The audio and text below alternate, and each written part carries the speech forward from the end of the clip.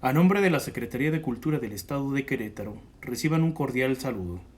Yo soy Cristian Ernesto Arredondo, coordinador del Museo de la Restauración de la República, y en esta ocasión comparto con ustedes, amigos, la cápsula histórica, el Teatro de Iturbide, testigo de la sentencia sobre Maximiliano, Miramón y Mejía.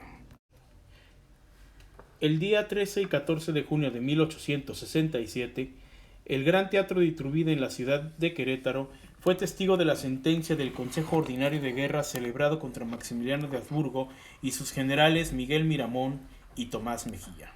El Gran Teatro de Iturbide, hoy titulado Teatro de la República, representaba para la ciudad de Querétaro el más amplio lugar para ofrecer desde conciertos de ópera, obras teatrales y hasta peleas de gallos.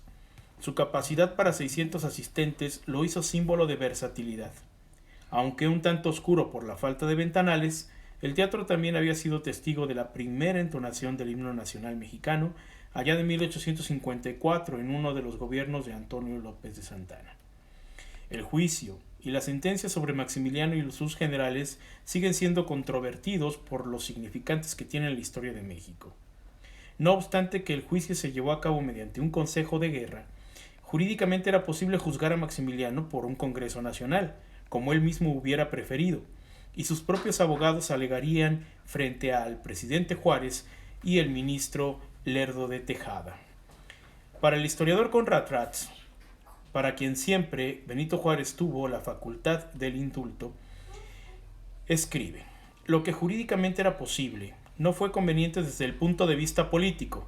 Un largo proceso espectacular del juicio de Maximiliano hubiera levantado y revivido polémicas entre partidarios y adversarios de Juárez que el propio presidente quiso evitar. La fundamentación para el juicio de Maximiliano se planta en la ley decretada el 25 de enero de 1862, cuando apenas iniciaba la expedición militar francesa en México, y en esa ley el presidente decreta la pena de muerte para quien colaborara con las tropas extranjeras en México. Preso desde el 15 de mayo, día en que entregó su espada ante las autoridades republicanas en la ciudad de Querétaro, Maximiliano escuchó de voz del propio fiscal, licenciado Aspiros, los 13 cargos que se le acusaban, entre los cuales mencionamos los más destacables. Primero, era un instrumento de la intervención francesa. Segundo, usurpó el título de emperador. Se arrogó los derechos de un pueblo soberano y libremente constituido. Cuarto, dispuso por las armas de los intereses, derechos y vidas de otros mexicanos. Quinto, llevó una guerra injusta del lado de los franceses. Sexto, mandó reclutar cuerpos de voluntarios extranjeros. Séptimo, promulgó el decreto del 3 de octubre de 1864 y mandó a ejecutarlo. Octavo, declaró en su manifiesto del 2 de octubre que el gobierno republicano había salido del país y las fuerzas republicanas serían consideradas gavillas. Noveno, condujo la guerra contra la República incluso después de la retirada de los franceses. Décimo, agravó el crimen de usurpador decretando para el caso de su prisión que se publicara su abdicación, pero que en caso de su muerte el poder pasara a una regencia. Entre estos cargos, Maximiliano se negó a contestar al fiscal. Sin embargo, después de exponer sus ideas para labor de sus defensores, el primero de ellos, el jurisconsulto guanajuatense y profesor de la Escuela de Derecho de Querétaro, Jesús María Vázquez, después se sumarán otros abogados provenientes de la Ciudad de México. El 26 de mayo, día domingo, Maximiliano pidió vía telegráfica a Benito Juárez una entrevista. El presidente denegó su petición. 3 días después, el abogado Jesús María Vázquez redactó un recurso pidiendo que el Tribunal de Guerra se declarase incompetente bajo los fundamentos y alegatos de que la acusación de la usurpación del trono de Maximiliano era falsa, ya que había obedecido a una invitación de alta política internacional y de una comisión de políticos conservadores que se presentó en el castillo de Miramar. Así que exigía que el juicio de Maximiliano se llevara por el orden civil a través de un Congreso Nacional. Escobedo desechó el recurso y el proceso seguiría su vía en Querétaro. Para el 5 de junio Después de varios tropiezos de comunicación de Maximiliano en la Ciudad de México, llegan a Querétaro los tres abogados, nombrados por el mismo archiduque, que se sumarían a su defensa: el destacado jurista liberal Mariano Riva Palacio, Rafael Martínez de la Torre y Eulalio Ortega. Entre los argumentos más fuertes de estos abogados está el de pugnar la inconstitucionalidad de la ley juarista de enero de 1862, que contraria es a lo que directamente estableció el artículo 23 de la Constitución de 1857.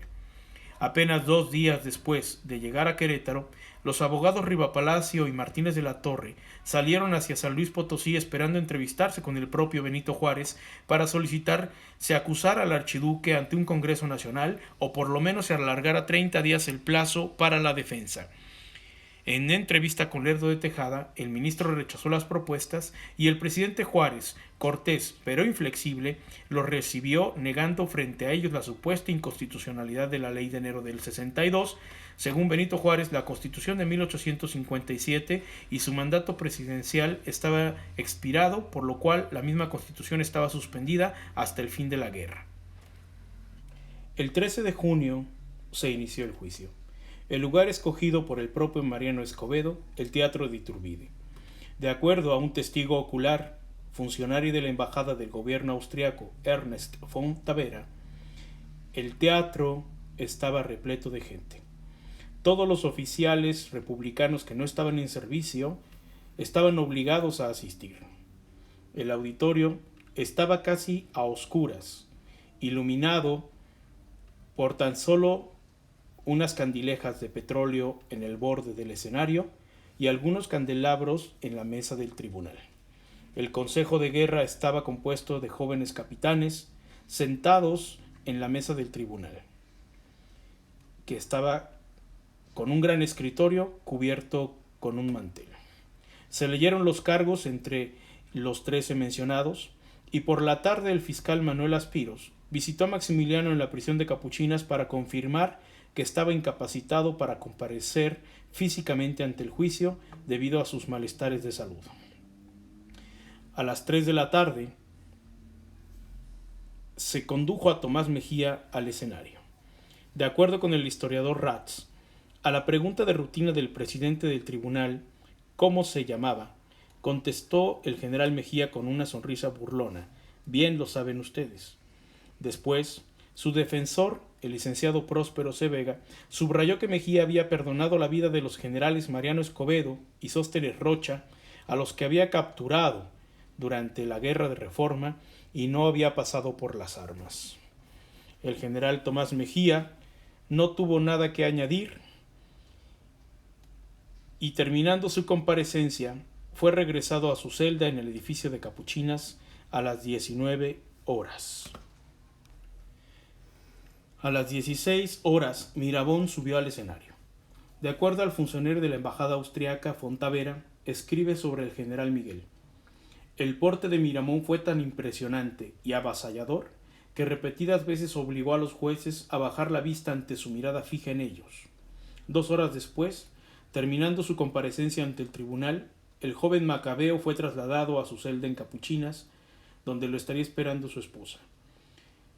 Por su parte, y sin la presencia de Maximiliano, el fiscal Manuel Aspiros continúa, y el día 14 se clausuró la vista. El público salió del Teatro de la República y las deliberaciones continuaron a puerta cerrada hasta la medianoche. El 15 de junio por la mañana, el general Escobedo confirma la sentencia de muerte con su firma, y por petición del propio fiscal licenciado Aspiror se nombró a un nuevo fiscal, el general Refugio González, que tenía la responsabilidad de comunicar la sentencia a los presos el día 16 de junio, mismo día que sería programada su ejecución. Maximiliano, al escuchar el fallo, externó solamente: de acuerdo al doctor Samuel Bach, estoy pronto. Ese mismo día por la tarde recibiría la noticia falsa de la supuesta muerte de su esposa Carlota en Europa, y a quien solamente Maximiliano respondió: otro vínculo menos que me ataba a la vida. La ejecución fue aplazada un par de días por decisión presidencial y sostenida para la mañana del 19 de junio. Esa mañana, Maximiliano, Miramón y Mejía serán ejecutados en el mismo lugar donde el pretendido emperador de México había entregado su espada, el Cerro de las Campanas. La República había triunfado.